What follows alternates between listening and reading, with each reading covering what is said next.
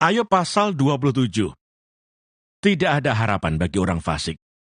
Maka Ayub melanjutkan uraiannya, demi Allah yang hidup yang tidak memberi keadilan kepadaku, dan demi yang Maha Kuasa yang memedihkan hatiku. Selama nafasku masih ada padaku, dan roh Allah masih di dalam lubang hidungku, maka bibirku sungguh-sungguh tidak akan mengucapkan kecurangan, dan lidahku tidak akan melahirkan tipu daya. Aku sama sekali tidak membenarkan kamu. Sampai binasa, aku tetap mempertahankan bahwa aku tidak bersalah. Kebenaranku, ku pegang teguh dan tidak kulepaskan. Hatiku tidak mencela sehari pun daripada umurku. Biarlah musuhku mengalami seperti orang fasik, dan orang yang melawan aku seperti orang yang curang. Karena apakah harapan orang durhaka, kalau Allah menghabisinya, kalau ia menuntut nyawanya? Apakah Allah akan mendengar teriaknya, jika kesesakan menimpa dia? Dapatkah ia bersenang-senang karena yang Maha Kuasa, dan berseru kepada Allah setiap waktu? Aku akan mengajari kamu tentang tangan Allah. Apa yang dimaksudkan oleh yang Maha Kuasa tidak akan kusembunyikan. Sesungguhnya kamu sekalian telah melihatnya sendiri. Mengapa kamu berpikir yang tidak-tidak?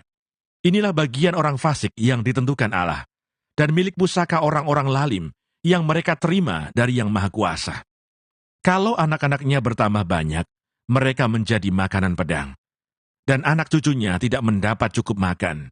Siapa yang luput daripadanya akan turun ke kubur karena wabah, dengan tidak ditangisi oleh janda mereka.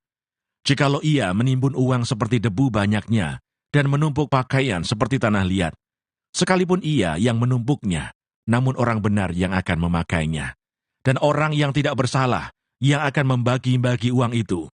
Ia mendirikan rumahnya seperti sarang laba-laba, seperti gubuk yang dibuat penjaga. Sebagai orang kaya, ia membaringkan diri, tetapi tidak dapat ia mengulanginya.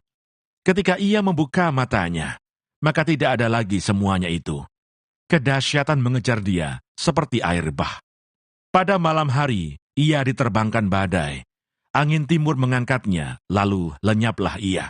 Ia dilemparkannya dari tempatnya, dengan tak kenal belas kasihan Allah melempari dia.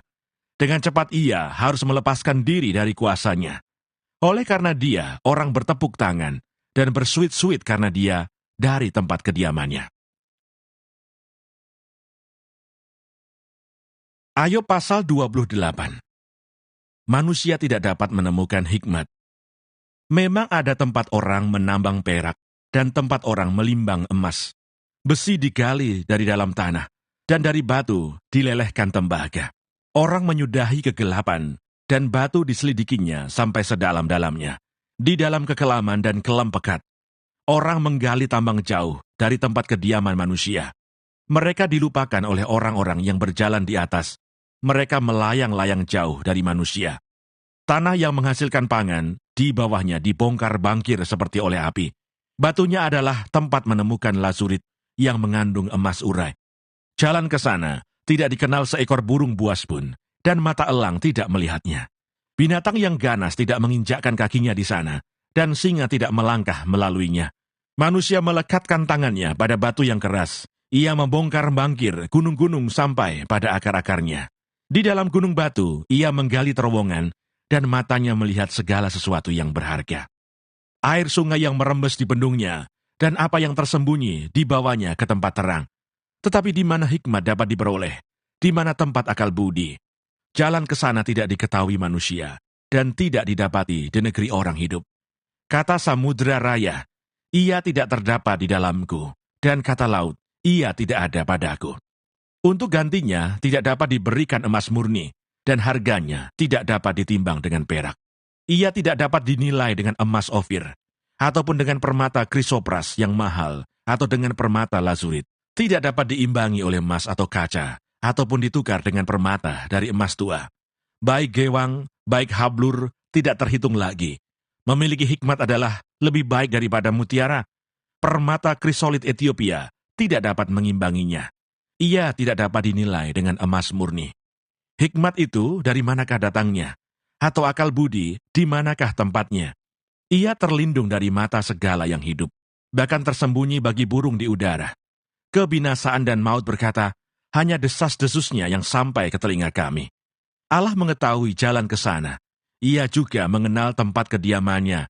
karena ia memandang sampai ke ujung-ujung bumi dan melihat segala sesuatu yang ada di kolong langit. Ketika ia menetapkan kekuatan angin dan mengatur banyaknya air, ketika ia membuat ketetapan bagi hujan dan jalan bagi kilat guruh, ketika itulah ia melihat hikmat, lalu memberitakannya, menetapkannya, bahkan menyelidikinya. Tetapi kepada manusia ia berfirman, sesungguhnya takut akan Tuhan itulah hikmat, dan menjauhi kejahatan itulah akal budi. Ayub pasal 29. Kemuliaan yang dahulu dan kesengsaraan yang sekarang. Maka Ayub melanjutkan uraiannya. Kiranya aku seperti dalam bulan-bulan yang silam, seperti pada hari-hari ketika Allah melindungi aku.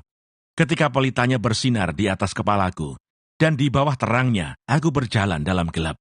Seperti ketika aku mengalami masa remajaku, ketika Allah bergaul karib dengan aku di dalam kemahku, ketika Yang Maha Kuasa masih beserta aku, dan anak-anakku ada di sekelilingku, ketika langkah-langkahku bermandikan dadih, dan gunung batu mengalirkan sungai minyak di dekatku. Apabila aku keluar ke pintu gerbang kota, dan menyediakan tempat dudukku di tengah-tengah lapangan, maka ketika aku kelihatan, mundurlah orang-orang muda dan bangkitlah orang-orang yang sudah lanjut umurnya, lalu tinggal berdiri. Para pembesar berhenti bicara dan menutup mulut mereka dengan tangan. Suara para pemuka membisu, dan lidah mereka melekat pada langit-langitnya. Apabila telinga mendengar tentang aku, maka aku disebut berbahagia, dan apabila mata melihat, maka aku dipuji. Karena aku menyelamatkan orang sengsara yang berteriak minta tolong, juga anak piatu yang tidak ada penolongnya. Aku mendapat ucapan berkat dari orang yang nyaris binasa, dan hati seorang janda kubuat bersukaria. Aku berpakaian kebenaran dan keadilan menutupi aku seperti jubah dan serban. Aku menjadi mata bagi orang buta dan kaki bagi orang lumpuh. Aku menjadi bapa bagi orang miskin, dan perkara orang yang tidak kukenali kuselidiki. Geraham orang curang kuremuk dan merebut mangsanya dari giginya.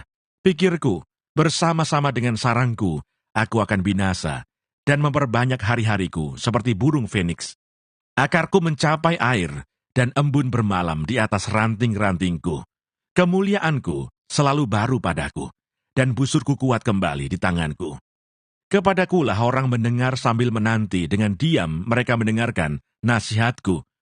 Sehabis bicaraku tiada seorang pun angkat bicara lagi, dan perkataanku menetes ke atas mereka. Orang menantikan aku seperti menantikan hujan, dan menadahkan mulutnya seperti menadah hujan pada akhir musim.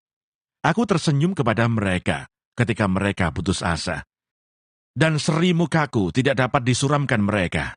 Aku menentukan jalan mereka dan duduk sebagai pemimpin. Aku bersemayam seperti raja di tengah-tengah rakyat, seperti seorang yang menghibur mereka yang berkabung.